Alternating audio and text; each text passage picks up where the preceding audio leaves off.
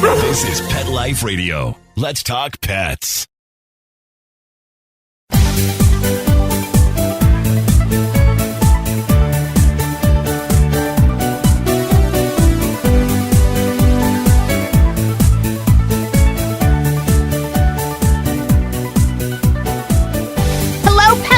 Welcome to Best Bets for Pets. I'm your show host, Michelle Fern.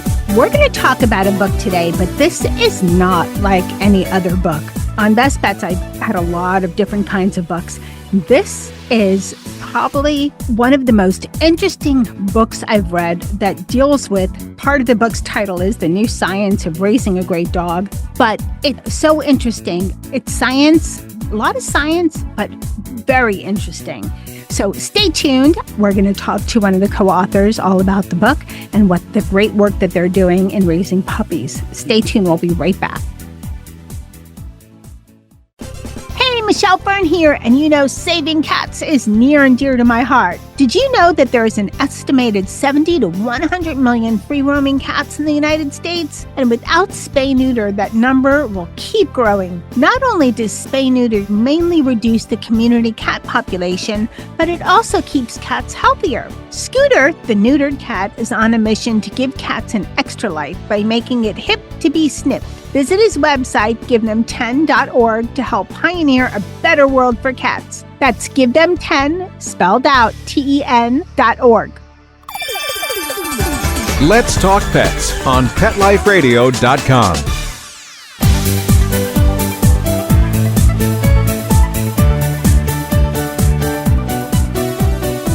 Welcome back, everyone. I'd like to welcome Vanessa Woods. She is the co-author of Puppy Kindergarten, The New Science of Raising a Great Dog.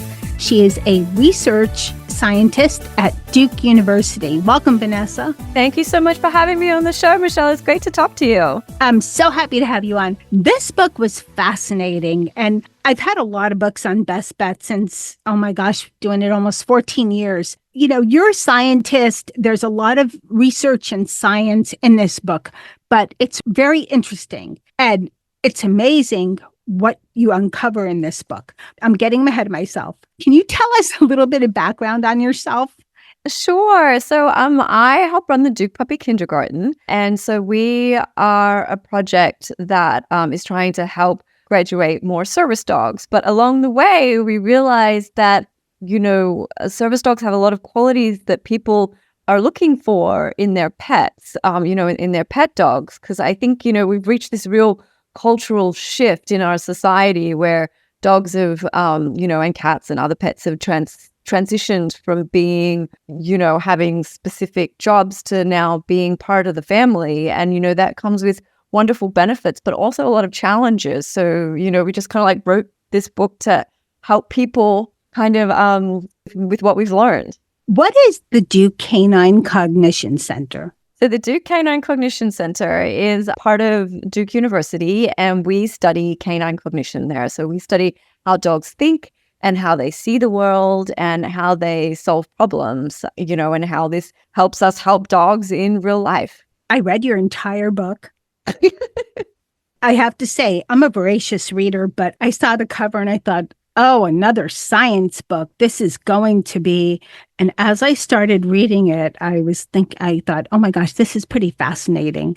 And I like psychology, but even if you don't like psychology, it's really fascinating what you uncover. I know this is probably challenging, but can you describe to everybody listening, just very kind of top level, what is Puppy Kindergarten? So Puppy Kindergarten, it's kind of like not really a place. Like we do have the Puppy Kindergarten at Duke University, but it's more a philosophy. It's a philosophy of raising dogs that's based on the scientific work that we've done that kind of recognizes that what we want from dogs now is different to what they were traditionally bred for. So, we were working to uncover, is there a breed or group of dogs that best fits into this new lifestyle? That our dogs go everywhere with us now. Is there a breed or a group of dogs that love strangers, that won't chew up and destroy your furniture while we're away? I mean, we just we have all these space that we create for dogs to be in our lives right now, but we also have this certain set of expectations. And so, our goal was like, well, what is the breed or group of dogs that we're looking for? And it's not what you might think is, everybody's got their breed of dog that they think is, the best breed and based on a family dog or a dog they've loved. But, what we found is that it's actually service dogs. And it's not that service dogs are particularly smarter or even like more trainable than other dogs. It's the secret to their success is really that they don't have something called stranger danger. And really that is the key to everything else that we see on how service dogs move about the world and how they help people. You mentioned breeds. So you work with canine companions to, work with their dogs so that they get to a level to where they can go to assist people. They use mostly breed of, I think you said labs and retrievers. Mm-hmm. Why that particular dog? So Canine Companions is the largest service dog organization in the US. They do basically every kind of service dog except for seeing eye dogs. And yes, the breed that they use is Labrador Retriever Golden Retrievers. But actually, because they have this closed breeding population, they have actually created almost a new breed of dogs. So we also work with military dogs, and they are Labrador Retriever Golden Retrievers too, but they could not be a more different population from the Canine Companions dogs. I mean, these dogs are exceptionally calm. As I said, I think one of the most important things is they don't have stranger danger, so they're really attracted to strangers. They have a higher level of circulating oxytocin in their brains. And so, I think in trying to provide, this perfect dog that can help people, Canine Companions have really created a new dog that really kind of like fits in to the lifestyle of what kind of we all want from our dogs. And that is to, be able to sit nicely and calmly in a cafe, to be able to, greet children warmly and be kind to the elderly who, can behave themselves in public spaces. So, our job is that it's actually really tough to be a service dog. And we, take these group of puppies, and what we're trying to do is we're trying to help graduate more.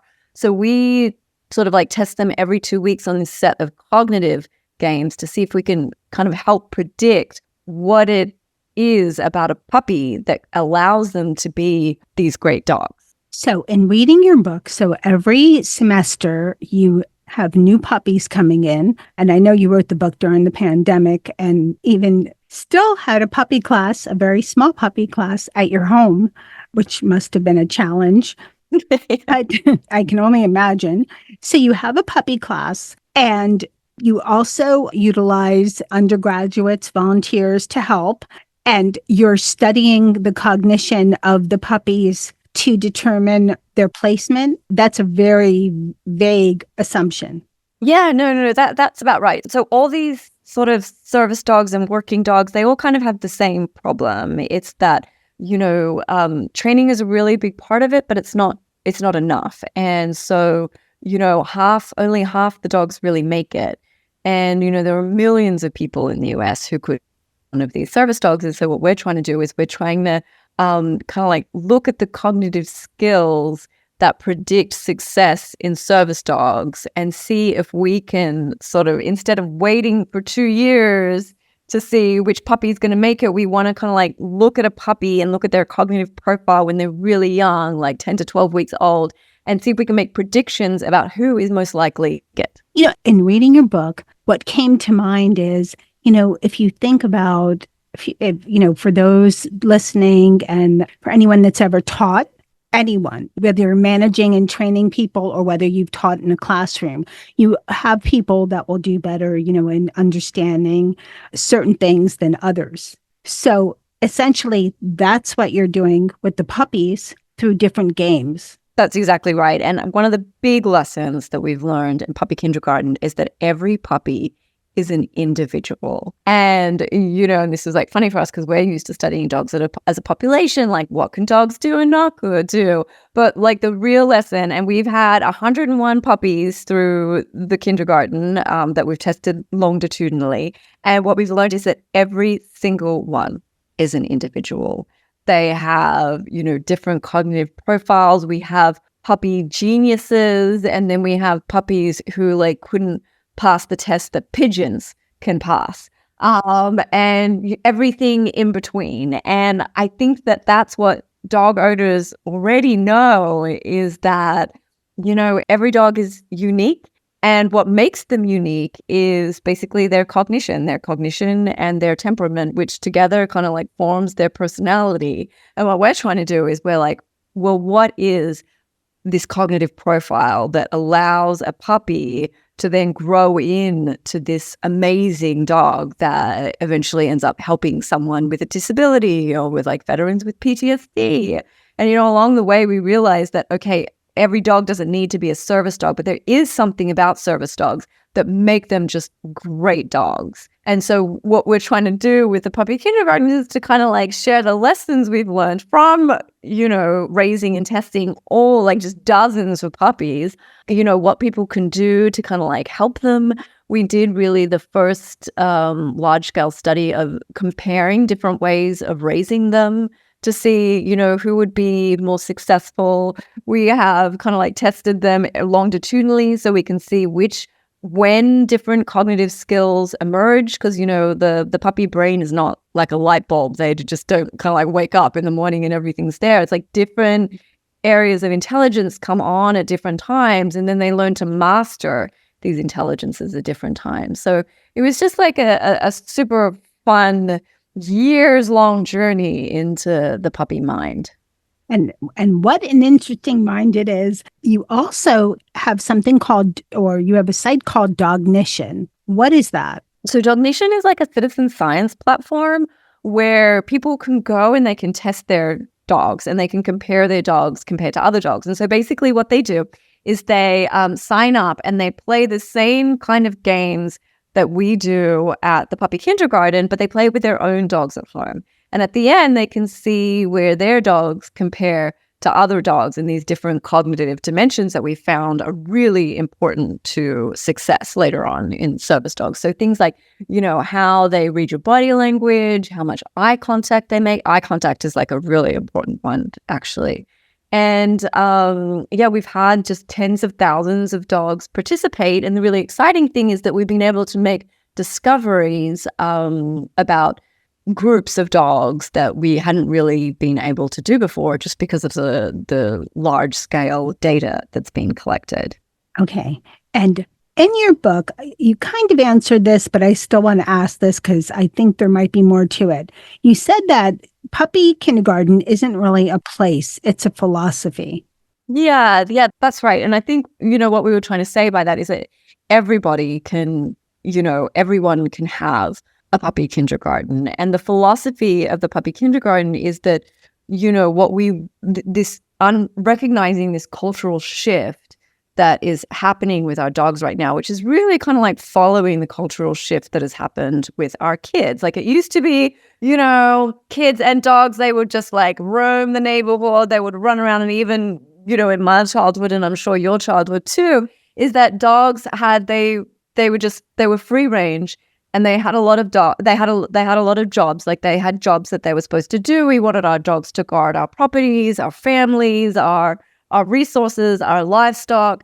But now the jobs of dogs are very different. Like just like our children, they're a lot closer to us. We keep a lot closer eye on them. There's a lot more structure to their lives. Dogs don't just get to roam all over neighborhood and highways, just getting into whatever they want. They're just very much part of our family. And, just trying to understand how we adjust to, having dogs in this way. And the way we raise service dogs are really aligned to creating the kind of dogs that really best fit into our lifestyle, like dogs that are friendly with other dogs and other people. We don't need dogs to guard our houses right now. What we need dogs who are friendly and able to go into public spaces, who are relaxed and calm in new situations, that, are able to do everything from jog on a loose leash to just sort of like sit calmly under the desk all day. So it's about trying to, help people raise a dog that really fits into these expectations and the privilege that we're asking of them.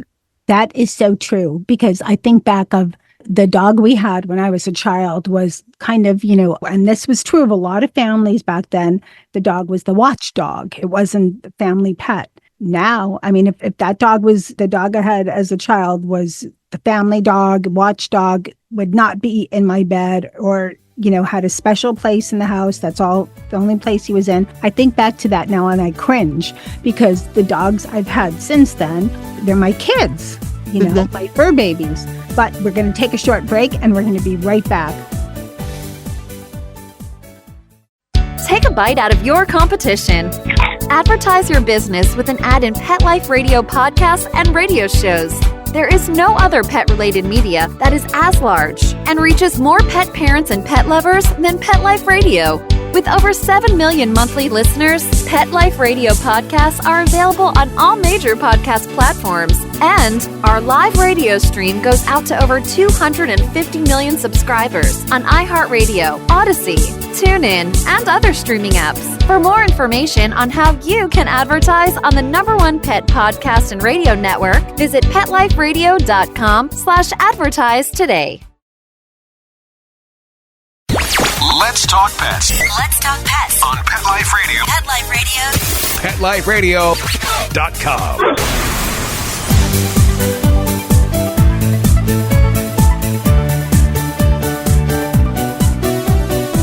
Welcome back, everyone. We're talking to Vanessa Woods. She is the co-author of Puppy Kindergarten.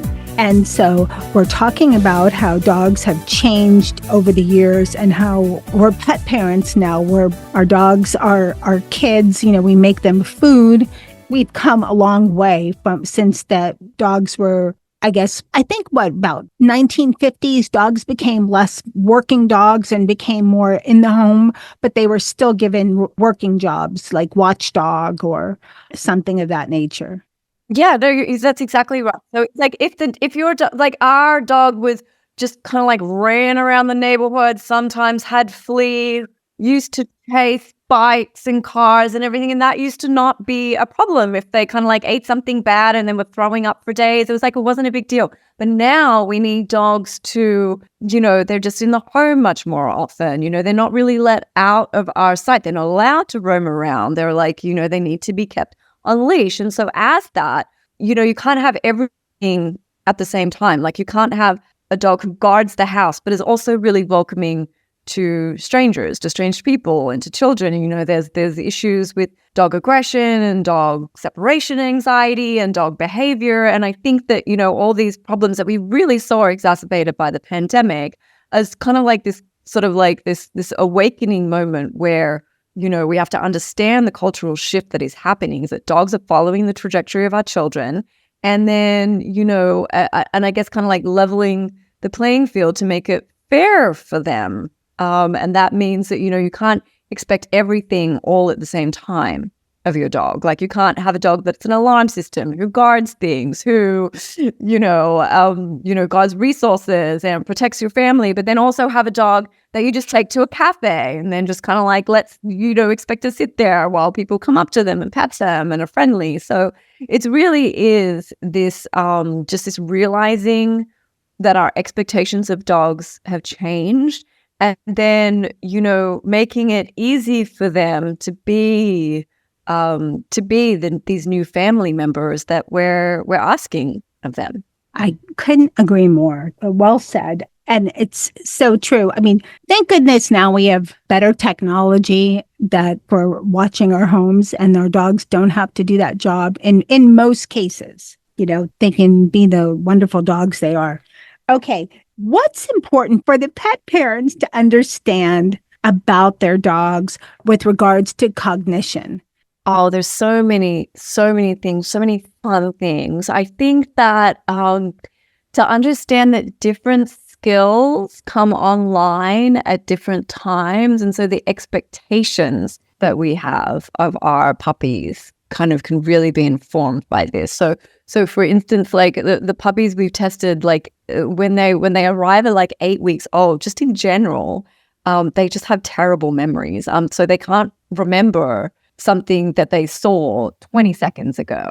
And, this really doesn't start to mature until between like 12 to 14 weeks. So when you're like, kind of like your puppy first comes home and you're really excited to teach them all these things, you have to realize that their short-term working memories are like not fully developed yet. And the same goes for things like self-control. Self-control, like their inhibitory control, also, similarly it starts developing at about 13 weeks. And then really starts to, sort of like what we call maturation at about 16 weeks. So, it's like these different cognitive skills are coming online at different times. They're kind of like different light bulbs that are flickering and then they stay on. And so understanding how the puppy mind works really is going to help people with their expectations of their puppies and what they can and can't do. And then also in some ways, taking these skills and being able to enhance them.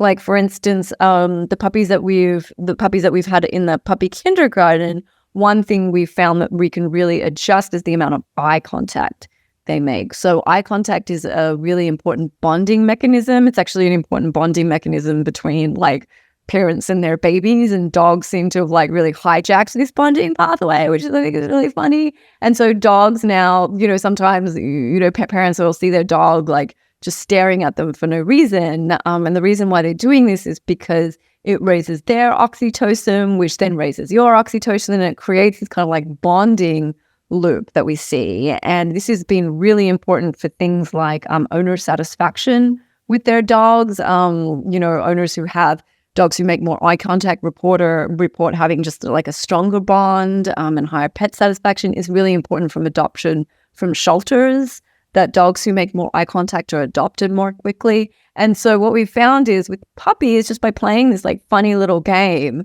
for 5 minutes every 2 weeks, really increases the amount of eye contact they make until they're about 20 weeks old, which is sort of when the puppy brain has, almost finished developing. It's kind of like their last period of rapid brain development. So, and you've probably been asked this question so many times, but you know how people say it's not the breed, it's, I don't like the word, but the master or the owner or something.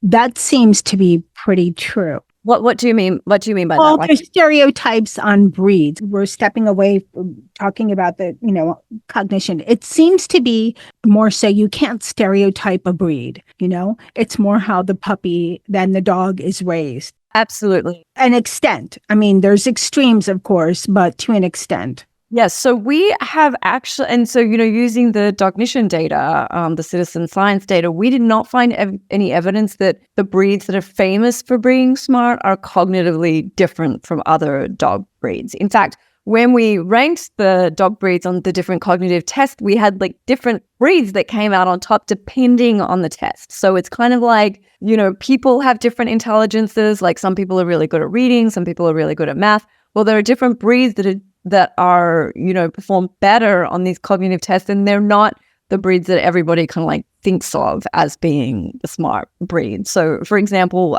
spaniels in general tend to make the most eye contact, and then Burmese mountain dogs we found are the best at using gestures. Pit bull terriers actually are the best at using working memory. So it's like different breeds have different strengths, and it's difficult to make generalizations about those breeds. And what we found really by the canine companion dogs is that if we could wave a magic wand and do anything, it would be that, breeders would focus more on temperament, specifically this stranger danger, in sort of like erasing stranger danger in puppies, because, the canine companion dogs, just over generations, it's been extensively selected on that these dogs are friendly towards strangers.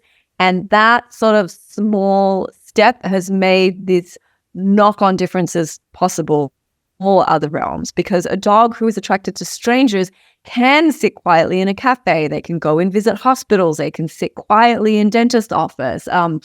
Dogs who are attracted to strangers, you're never worried about children coming into your home or, the friends of your children. So, I think anyone who's had challenges with their dog, like a lot of it comes down to, anxiety, stranger danger and anxiety. And we've really seen with service dogs that you can breed that out of dogs.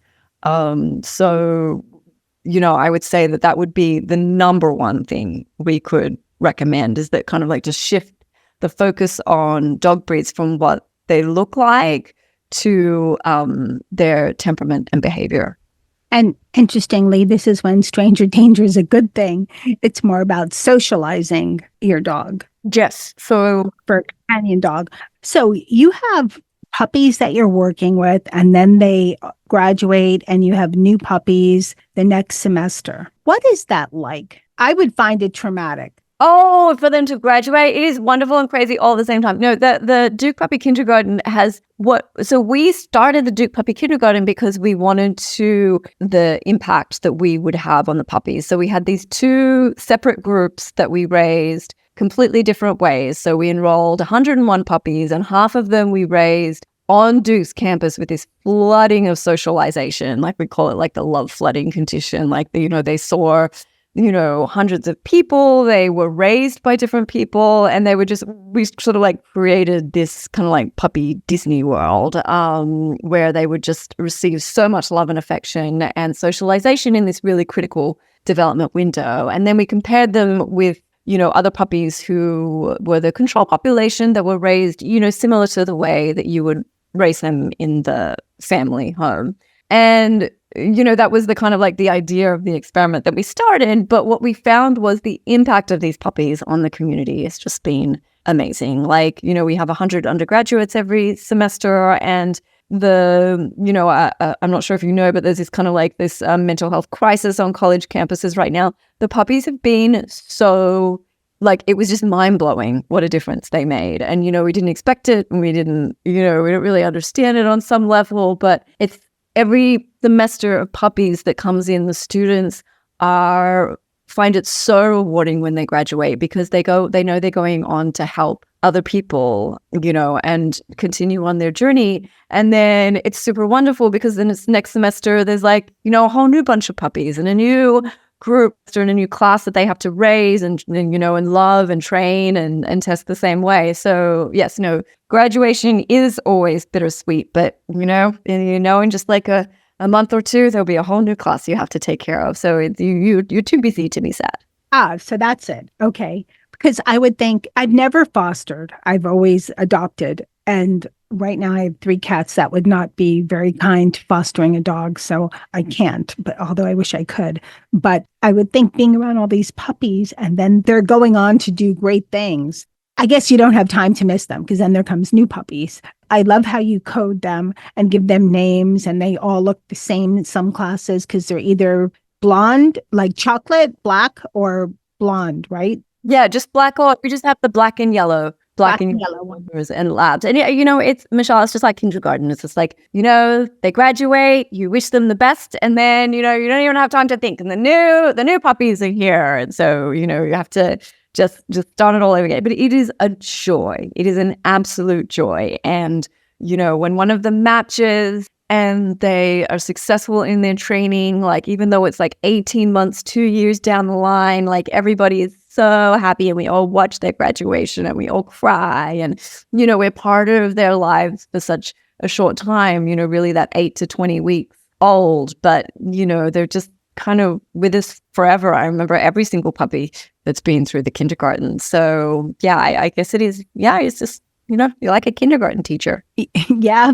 And since this has had such an impact, and, it's Duke University, do you see this going on to any other universities? Like, Canine Companions does have other campuses that raise puppies, and it's really student-led, and we work with another organization, Ears, Eyes, Nose, and Paws, and they're looking at starting the same thing. College students are actually a perfect population for raising puppies, because they they can take these service dogs to class. If they're in training, they can take them into all these like public spaces, and they really have the time to dedicate to these guys. And then also the relationship, like the kind of like the interchange of support and love that these students really have with their puppies. I mean, you just hear them talk about it, and it's just a wonderful thing for them to do. So I'm not sure that anyone kind of like has a puppy kindergarten in the way that we do, but definitely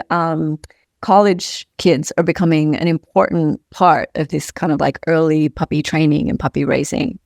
Well, I don't know if you're familiar with Hobry. Oh, yeah, sure. So I've seen them at shows to where they're, I can't recall what the acronym is, but they have the idea that, a doctor should be able to write a prescription, go get a puppy or go get a kitten, because they do so much for you, I think it's wonderful what you do. Let's talk quickly before we're out of time about the appendix. You go over supplies, home schedule, and poop. Why did you choose? Poop is important, these 3 topics for the appendix. So we have dealt a lot with poop. It's been a big part of our lives. We are fascinated to the point of obsession with what comes out of a puppy, because, that is a puppy who has regular and solid bowel movements, is a puppy who can sleep through the night. It's a puppy who is healthy, because these are little creatures just like children. They can just, you can see the changes in their health so quickly and so fast. And poop is the number one indicator. And a lot of puppy parents deal with diarrhea. I didn't realize what a big part that would be of the puppy kindergarten. But yes, the appendix basically has everything in it that we wish we had known when we first started having puppies. So it is everything that you need, like a complete list of everything you need that we've developed over the years. And it's also, the protocol, because there's no moment you'll ever forget, like, going to wake puppy and finding just an absolute poop explosion. And it's so easy to panic.